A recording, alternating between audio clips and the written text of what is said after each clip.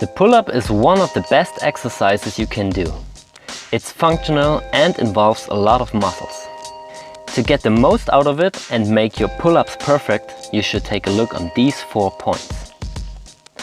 We are starting right here with the mistakes. When you do pull-ups, you should always aim for a full range of motion. Do not only use the upper or lower part of the movement and go into full extension of your arms at the bottom. A pull-up should also be performed with strength and not with momentum. Avoid any form of kicking and swinging. Of course, it's also important to control the movement the whole time. Don't let yourself fall into your joints. The last mistake is to not pull evenly. You should control yourself to pull with both sides equally to avoid imbalances. The next point is the width of your grip. Here you can choose different versions from a wide to a close grip. Avoid a too wide grip, because the wider you choose the grip, the more your elbows go to the side. And this is not an optimal position for the shoulders and can lead to injuries. When you choose a narrow grip, your elbows stay close to the body. This is not bad at all, but to target your latissimus optimally, you should choose a grip which allows you to do a mix of extension and adduction. With this arm movement, you will target your lats in an optimal way. A shoulder-wide or little more than shoulder-wide grip is optimal for that movement. Of course, you can also use other grips for your pull-ups, like the chin grip or a neutral grip. The different grips will work different parts of your arms more or less, and also have a little influence on your back. The next point is often neglected but very important. It's about the shoulder blade movement.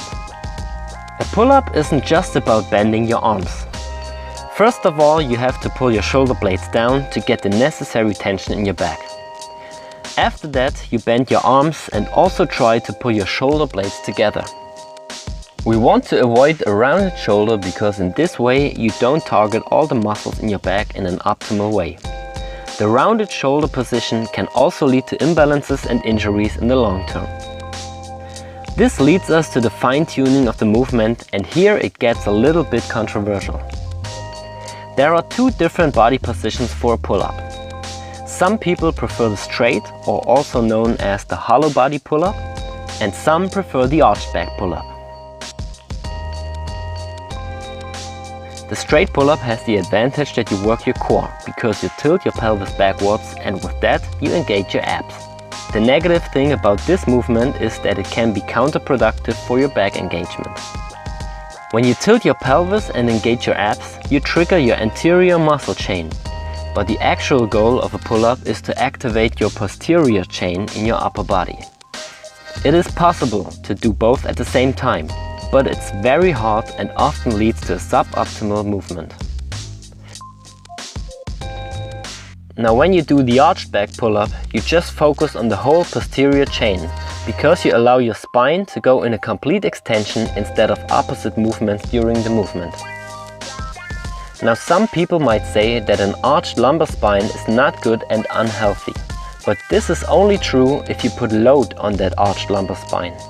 During the pull-up, you have no load on your spine, but you actually relieve the load from it. So this is an active arch position, which is not bad at all.